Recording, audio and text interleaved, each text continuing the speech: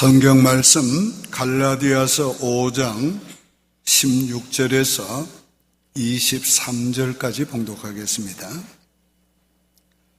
내가 이르노니 너희는 성령을 따라 행하라. 그리하면 육체의 욕심을 이루지 아니하리라. 육체의 욕심은 성령을 거스르고 성령은 육체를 거스르나니 이 둘이 서로 대적함으로 너희가 원하는 것을 하지 못하게 하려 함이니라. 너희가 만일 성령의 인도하시는 바가 되면 율법 아래 있지 아니하리라. 육체의 일은 분명하니 곧 음행과 더러운 것과 호색과 우상 숭배와 주술과 원수 맺는 것과 분쟁과 시기와 분냄과 당 짓는 것과 분열함이라. 이단과 투기와 술취함과 방탕함과 또 그와 같은 것들이라. 전에 너희에게 경계한 것 같이 경계하노니 이런 일을 하는 자들은 하나님의 나라를 유업으로 받지 못할 것이요 오직 성령의 열매는 사랑과 희락과 화평과 오래 참음과 자비와 양성과 충성과 온유와 절제니 이 같은 것을 금지할 법이 없느니라. 아멘. 오늘은 성령 강림 주일입니다. 구약에서 예언하신 대로 예수님이 약속하신 대로 오순절에 성령이 강림하셨습니다. 오순절은 원래가 구약시대부터 하나님 앞에 지키던 절기였고 또 예수님 부활하신 후에 50일째 되는 날 마가의 다락방에 하나님의 성령이 임하셨습니다. 이 사건은 인류 최초의 사건이고 영원한 사건입니다. 이때의 성령은 이 땅에 부어지고 모든 믿는 자의 마음에 부어지기 시작했습니다. 이때 부어진 성령은 우리 믿는 자의 마음속에 거하면서 영원토록 함께 살아주시게 되었습니다. 구약시대도 성령은 역사했지만은 우리 안에 와서 내주하지 않았습니다. 다만 외적인 역사로 그쳤습니다. 그러나 이때부터는 성령이 우리 안에 와서 내주하시면서 우리를 친히 인도해 주시게 된 것입니다.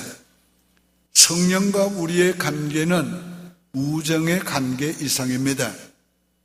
사랑의 관계입니다. 우정의 관계는 아무리 친하다가도 헤어지면 조금 서운할 뿐입니다. 그리고 우정의 관계는 아무리 가까워도 같은 길을 걸어갈 수는 없습니다. 그러나 성령과 우리의 관계는 사랑의 관계이기 때문에 성령과 우리는 완전한 연합이 됩니다. 더 이상 성령 받은 분은 자기 마음대로 자기가 원하는 인생길을 갈 수가 없습니다. 성령이 원하는 대로 인생길을 걸어가야 하는 것입니다. 오늘 우리에게 중요한 것은 성령을 따라 행하는 것입니다. 우리가 성령을 받았어도 성령을 따라 살지 아니하면 마치 성령을 모시지 못한 자처럼 그렇게 살 수도 있습니다. 성령과 무관한 자처럼 살게도 됩니다. 마치 결혼한 것과 결혼 생활이 다른 것과 같습니다. 우리 결혼을 해도 결혼 생활을 어떻게 하는가에 따라서 인생의 삶이 달라집니다. 사랑의 교제를 풍성히 나눌수록 사랑을 누리며 살게 되고 또 평화를 누리게 되고 그리고 또 더불어 사는 기쁨을 더 행복을 누리게 됩니다. 그러나 결혼을 해도 남남처럼 그렇게 살 수도 있는 것입니다. 성령으로 산다는 것이 바로 그런 것입니다. 성령으로 사는 자들은 성령과 친밀한 사랑의 교제를 나누며 삽니다. 그래서 성령의 기쁨과 평안과 부유함을 늘 누리며 맛보며 살게 됩니다. 그리고 성령과 함께 걸어가는 인생길에 성령의 지혜와 성령의 능력과 성령의 사랑하심을 느끼면서 인생길을 걸어갈 수가 있게 되는 것입니다. 그래서 오늘 본문은 성령을 따라 행하라고 명령하고 있습니다. 첫째, 성령을 따라 행할 때에 육체의 소욕을 이루지 않는다고 그랬습니다. 16절에 내가 이르노니 너희는 성령을 따라 행하라. 그리하면 육체의 욕심을 이루지 아니하리라. 오늘 우리 성령 받은 사람들에게 두 가지 소욕이 있습니다. 하나는 육체의 소욕, 다른 하나는 성령의 소욕이 있습니다. 이 두 가지 소욕이 우리 안에 있어서 언제나 이 두 소욕 때문에 우리는 일생 동안 투쟁해야 하는 것입니다. 육체의 소욕은 아담으로부터 물려받은 자연인의 성품을 가리킵니다. 성령의 소욕은 성령으로부터 받은 성령의 성품을 가리키는 것입니다. 우리가 구원받고 성령 받았을 때에 하나님께서 이 육체의 소욕을 거두어 가시면 얼마나 좋겠습니까? 그런데 그렇지 않고 육체의 소욕도 남겨두셨습니다. 왜요? 날마다 성령을 의지하고 성령을 따라 행함으로 육체의 소욕을 이겨가라고 한 것입니다. 우리 안에 두 성품이 있는 것을 알지 않으면 오늘 우리가 실망하기 쉽고 좌절하기가 쉽습니다.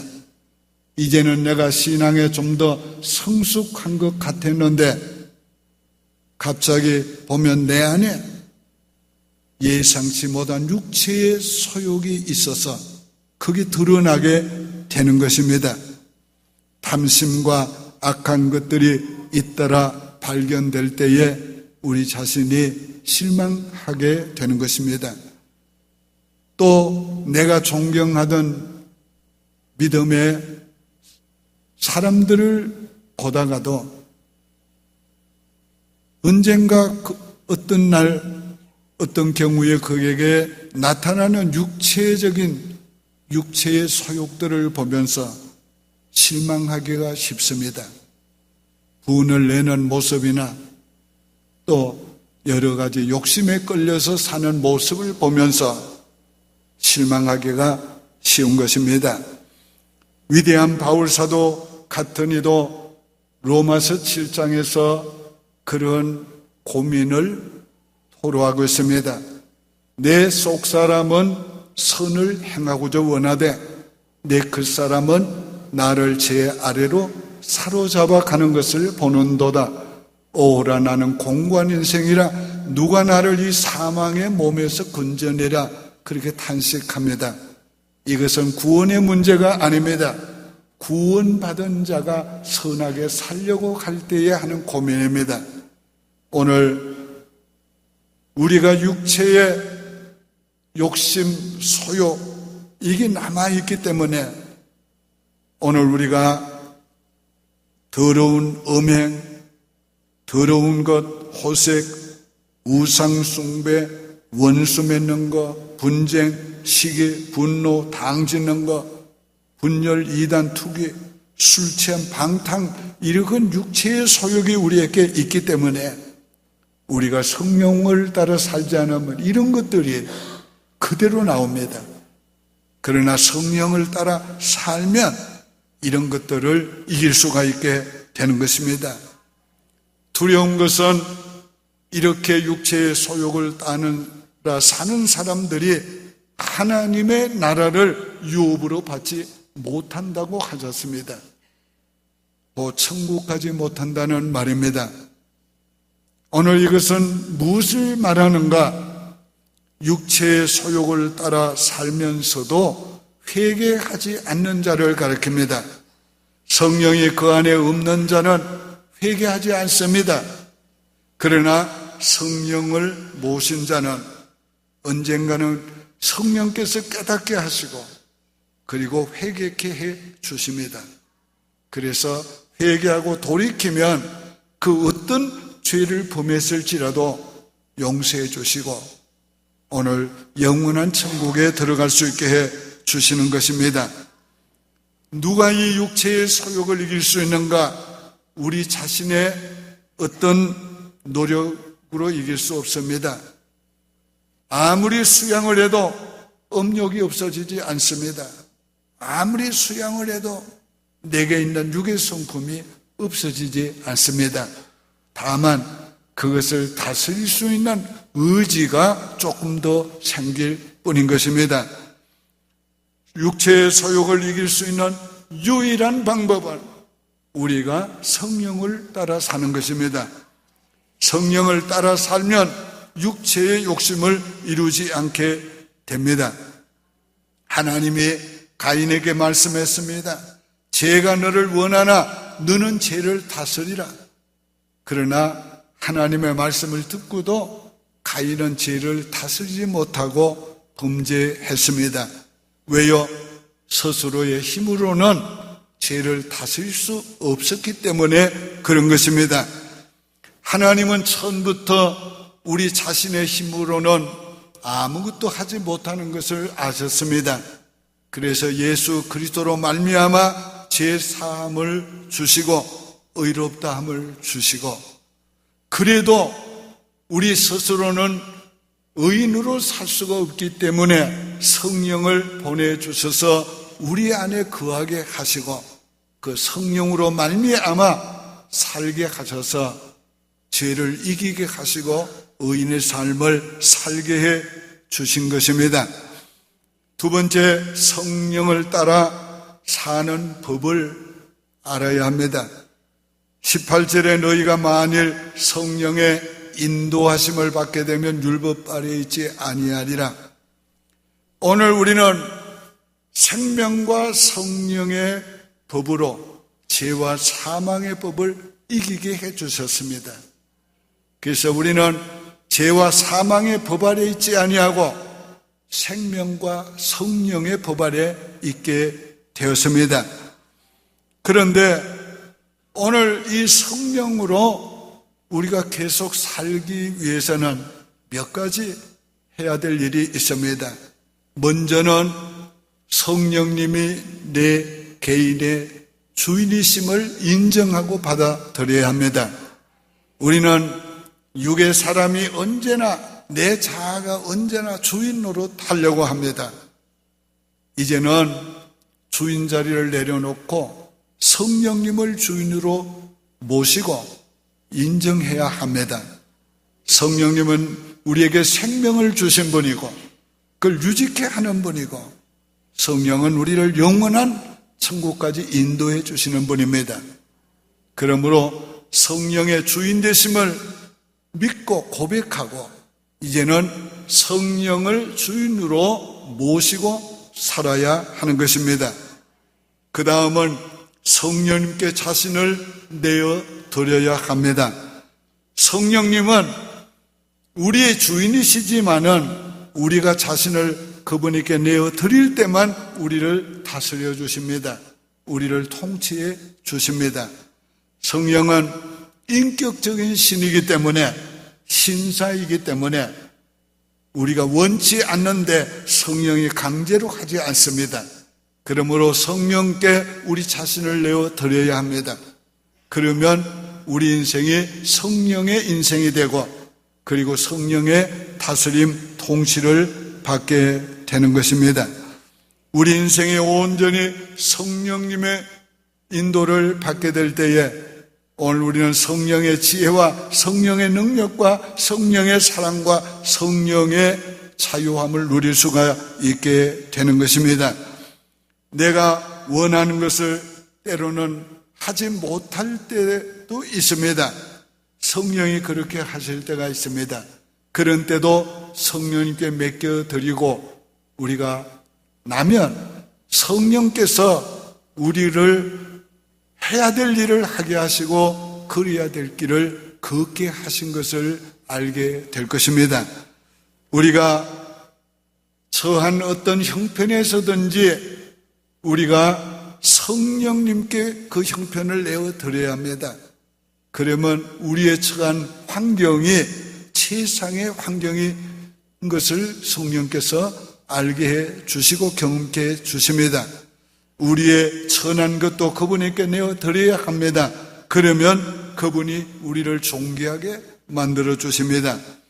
어떤 때는 삶이 너무 복잡해서 모든 것이 다 싫어질 때도 있습니다. 이런 때도 성령께 우리 복잡한 심령을 내어드리면 성령께서 우리의 마음을 단순하게, 문제를 단순하게 만들어 주십니다. 어떤 때는 화가 나서 도저히 참을 수 없을 때도 있습니다. 그런 때도 성령께 그런 우리 자신을 내어드리면 성령께서 다스려 주셔서 분노를 가라앉혀 주시고 성령의 평온함으로 우리를 다스려 주십니다. 우리가 성령을 모시고 살아도 그분에게 맡기지 아니하면 그분이 우리를 사용하시지 않고 그분이 나타나지 않습니다. 그러므로 성령의 은혜를 가장 많이 체험한 사람들은 다 성령님께 자신의 인생을 맡긴 사람들입니다. 성령님이 우리 인생을 맡아서 다스려 줄 때에 성령님이 최상의 길로 우리를 인도해 주십니다. 그 다음은 성령님께 순종해야 합니다. 성령님께 맡긴 후에는 성령께서 감동하시고 감화하시고 깨닫게 하시는 대로 순종해야 합니다. 성령을 따라 행한다는 말은 그분이 원하는 대로 순종하는 것을 말하는 것입니다. 성령의 뜻이 이루어지는 것이야말로 하나님의 뜻이 우리에게 이루어지는 것이고 그것이 하나님이 원하는 인생이 되는 것이고 하나님이 원하는 삶을 살게 되는 것입니다. 그것이 하나님이 원하는 행복한 가정을 만드는 것이고 하나님이 원하는 교회를 만드는 것입니다. 어떤 이는 성령님께 순종하면 자기 인생을 다 포기해야 되는 걸로 그렇게 생각합니다. 다 빼앗길 걸로 생각하는 것입니다. 그러나 결코 그렇지 않습니다. 우리가 성령님을 내 주인으로 모시고 그분을 의탁하고 그분의 뜻에 순종해 가면은 성령께서 인도하시는 인생이 최선의 인생이 되고 최상의 인생이 됩니다. 여러분, 어린아이가 부모에게 순종하면 다 빼앗깁니까? 결코 그렇지 않습니다. 부모에게 순종하면 나쁜 것은 빼앗깁니다. 그러나 좋은 것은 더 잘하게 해줍니다. 그뿐 아니라 풍성한 부모로부터 더 큰 사랑과 더 큰 은혜와 도움을 받습니다. 오늘 부모와 비교할 수 없는 하나님의 지혜와 능력과 사랑과 그 좋으심을 우리는 성령께 순종할 때에 맛볼 수 있게 되는 것입니다. 세상은 그분에게 있지 우리에게 있지 않습니다. 최선도 그분에게 있지 우리에게 있지 않습니다. 우리가 그분의 뜻에 순종하고 살아가면 최선의 삶을 살게 되고 최상의 삶을 살게 되는 것입니다. 우리가 성령님께 순종하기 위해서는 항상 그분에게 물어보아야 됩니다. 할까요? 하지 말까요? 우리가 항상 물어보아야 합니다. 깨닫게 해주실 때는 즉시 순종해야 합니다. 너희는 성령을 소멸치 말라고 하셨습니다. 성령이 깨닫게 하시는 지극히 적은 깨달음과 감동도 소멸하지 말고 순종해 보시기 바랍니다. 그러면 성령의 깨달음과 감동이 점점 더해지고 성령이 나를 인도해 주시는 것을 점점 더 많이 경험하게 될 것입니다. 성령께 순종하는 것은 말씀을 순종하는 것이기도 합니다. 말씀은 그 성경을 가리킵니다. 이 성경 말씀은 성령으로 기록되었기 때문에 성령의 뜻과 성경 말씀과 절대로 배치되지 않습니다. 오늘 이것은 언제나 통일되어 있습니다. 그러므로 내가 하나님의 말씀을 읽고 묵상하고 깨닫는 대로 순종하는 것은 성령님께 순종하는 것이 되는 것입니다. 그래서 예언을 멸시치 말라고 했습니다. 다시 말하면 성경 말씀을 멸시치 말라고 한 것입니다. 삼가 말씀에 주의하는 자는 좋은 것을 얻느니라고 하셨습니다. 마지막으로 성령을 따라 행하면 성령의 열매를 맺습니다. 22절, 23절에 오직 성령의 열매는 사랑과 희락과 화평과 오래 참음과 자비와 양성과 충성과 온유와 절제니 이 같은 것을 금지할 법이 없느니라고 했습니다.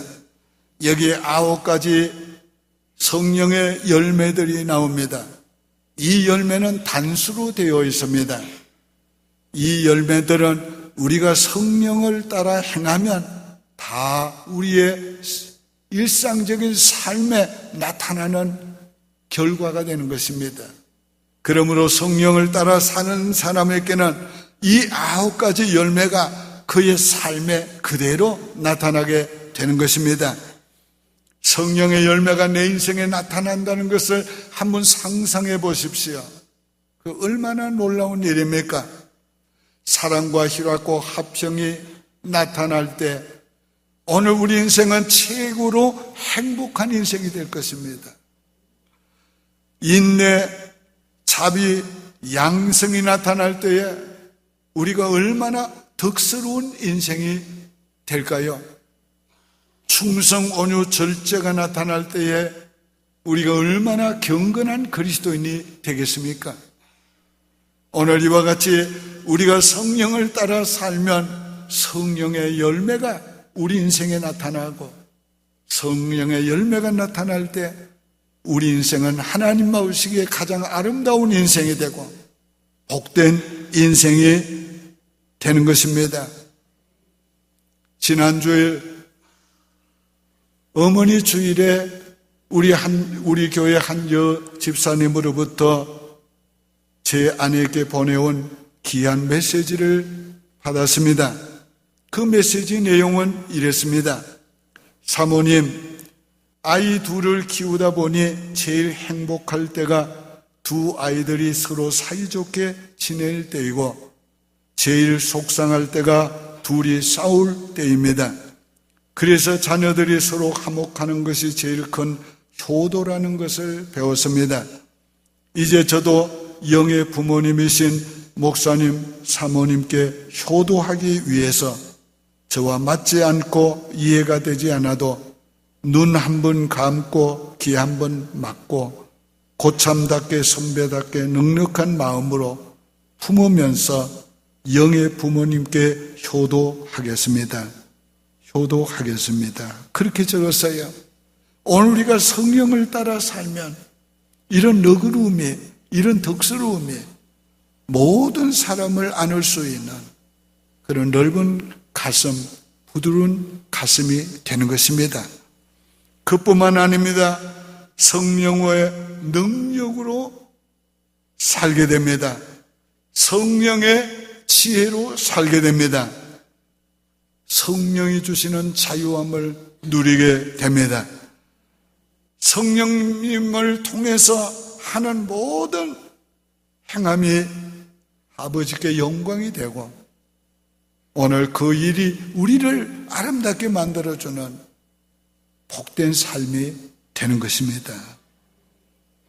오늘 예수를 그리스도로 믿습니까? 성령 받으신 줄 믿습니까? 오늘의 이 말씀을 여러분이 믿음으로 받아들이셨으면 제가 선포할 때에 아멘으로 하답하시기를 바랍니다. 성령님이 나의 주인으로 받아들입니다. 성령님께 내 자신을 내어드립니다. 성령님께 순종하며 살겠습니다. 성령을 따라 행하시기를 바랍니다. 기도드리겠습니다. 오 거룩하신 아버지, 보혜사 성령을 보내어 주시고 우리 안에 살게 해주심을 감사합니다. 이제는 성령을 따라 행하기를 원합니다. 성령님 내 주인으로 모시고 성령님께 내 인생을 내어드리며 성령님께 순종하며 살기를 원합니다. 성령님, 우리를 친히 인도해 주시옵소서.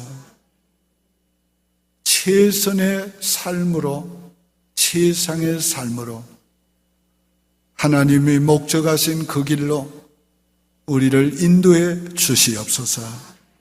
예수님의 이름으로 축복하며 기도하옵나이다. 아멘.